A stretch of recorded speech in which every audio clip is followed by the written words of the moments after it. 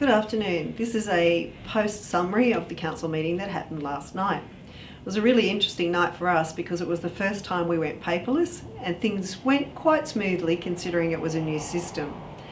Some of the main items that we discussed last night, from the planning area there was some discussion about temporary food premises policy, but because there was some implications that could have made restrictions on some of our volunteers and our people that raise funds, we've decided to defer that for the moment.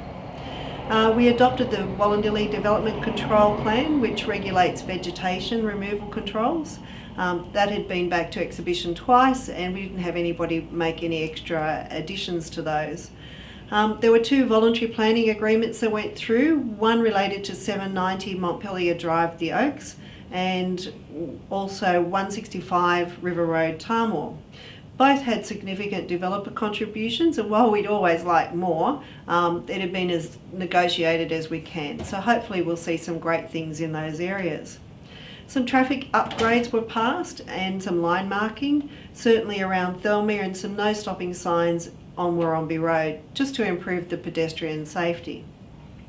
Some of the notices of motion that were put up by councillors related to writing a letter to the New South Wales Attorney General and local member Jai Rao asking for upgrades to the Picton Courthouse.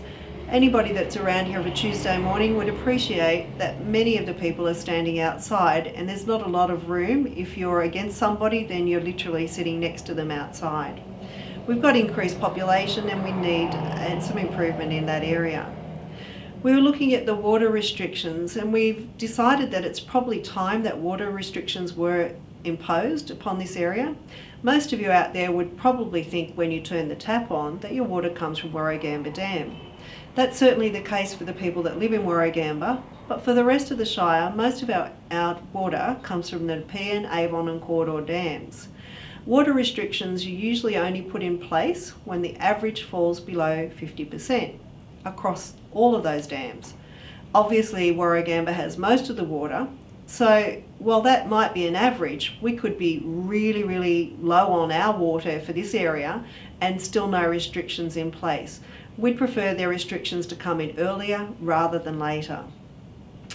There was also notices of motion put forward relating to aged care, making sure there's enough packages for our people at home that need that care to be delivered, not having to wait till somebody else passes away for some staff to be freed up.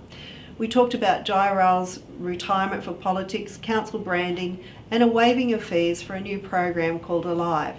Alive is a program that's been put together by a whole lot of community members, being run by Picton High School principal, and this is where we're going to hopefully take some young people who don't really achieve very well at school, putting them in an off-site situation with some schooling, with some TAFE and perhaps some work experience. To find out more of these issues or have a look in more detail, the council minutes will go up and you can actually see on the council website, you can actually go back and have a look at what actually happened in the council meeting. Thank you.